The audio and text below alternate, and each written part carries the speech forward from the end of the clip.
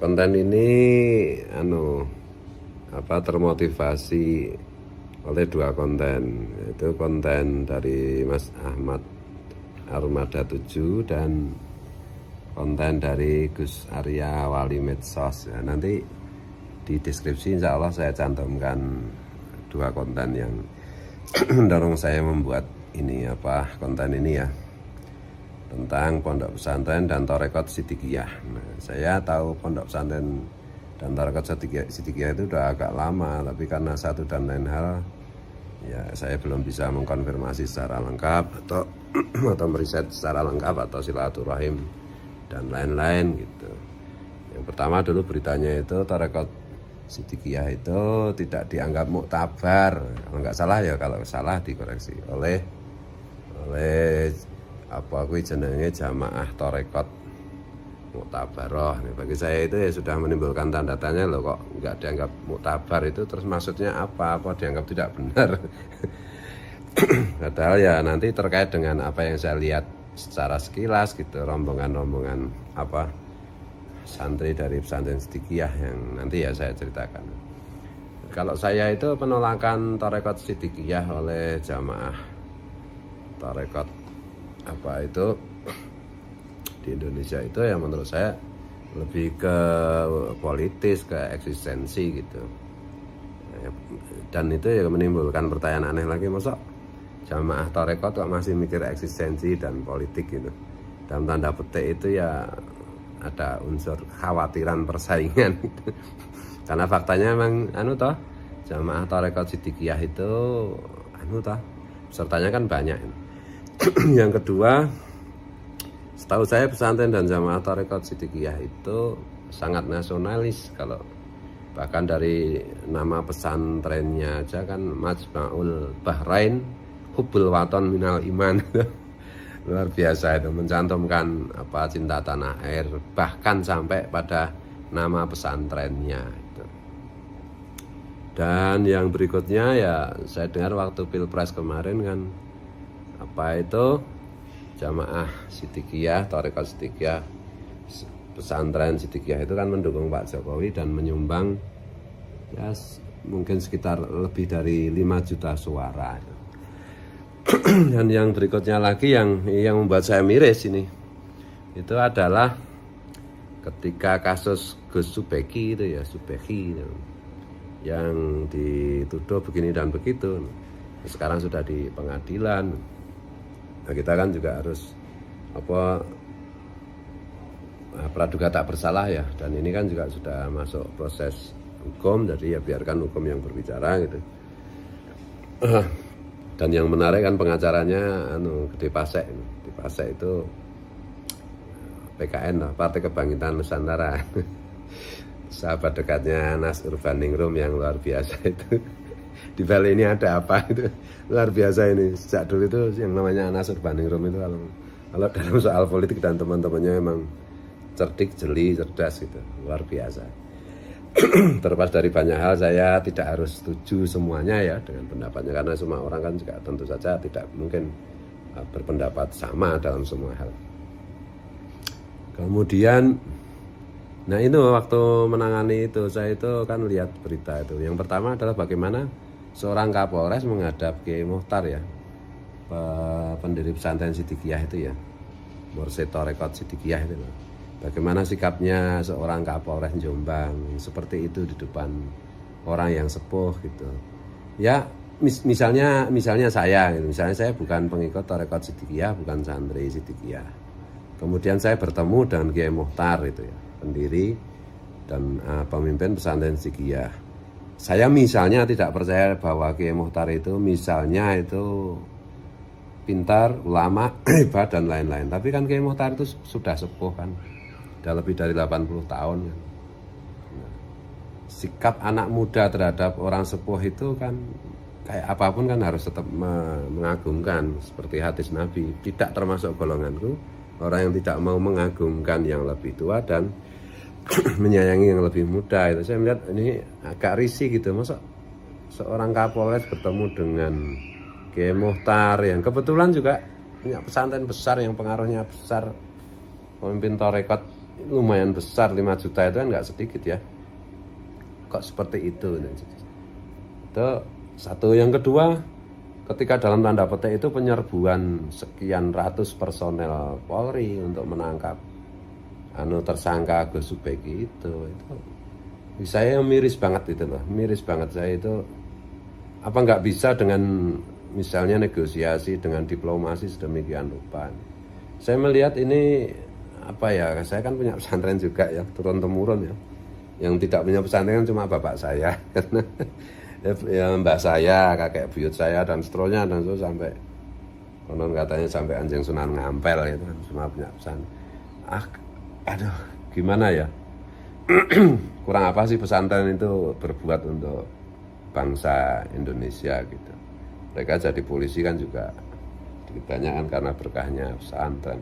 Kok sedemikian rupanya hanya untuk urusan, bukan hanya ya, untuk urusan begitu kok caranya kok dengan dalam tanda petik itu menyerbu dengan ratusan personel seperti itu aduh, bagi saya, kalau orang Jawa itu bilang seperti yang di arep nemoni apa bocah-bocah gitu. Kalau Armada 7 kan mengatakan kualat ya sekarang.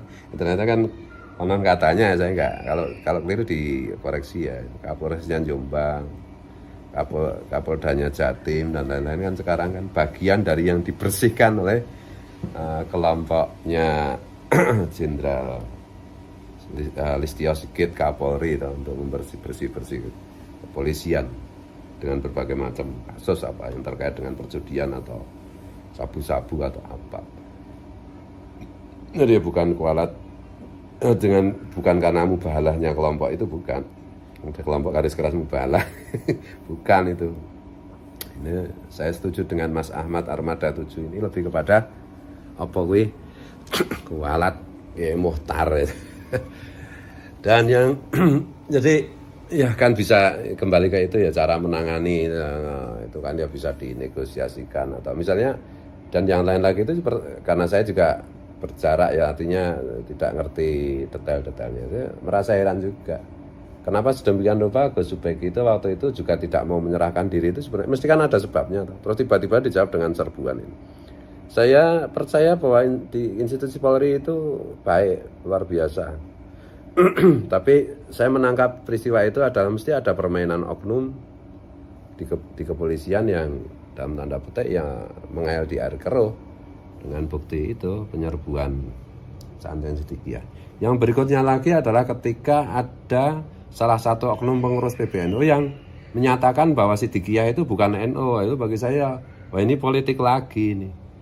Ya Sidikiyah itu mungkin itu tidak secara organisasi tidak aktif di NU, tapi kan secara kultural, secara ideologi, secara ajaran itu kan ya sama persis dengan NU. Kok dia ini pesantren Sidikiyah itu tidak NU, bukan NU, ya Allah, kok begitu ya? Nah, ini saya waktu itu hampir ya gimana ya kok bisa begini.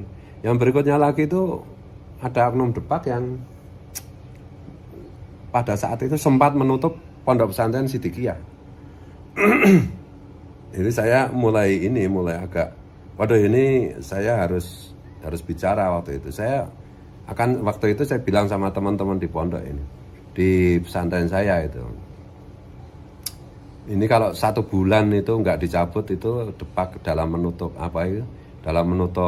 keputusan menutup pesantren Sidikiyah itu tidak dibatalkan oleh Gus Menteri, itu saya terpaksa akan menghubungi Gus Menteri Agama untuk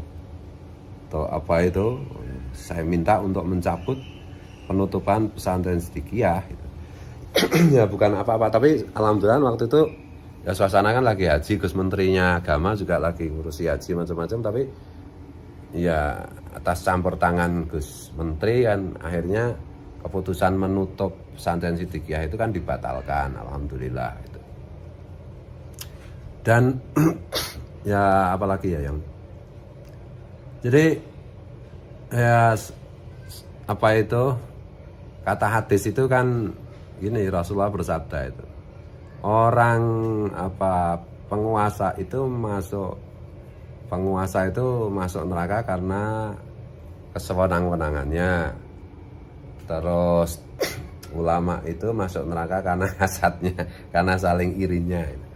Ini kadang-kadang ini di dunia pesantren intrik-intrik seperti itu kan ada gitu loh. Dan ya ketika Mas Ahmad Armada 7 dan Gus Arya itu membuat konten yang nanti deskripsinya saya cantumkan di bawah, insya Allah ini saya merasa saya juga harus ikut berbicara lah.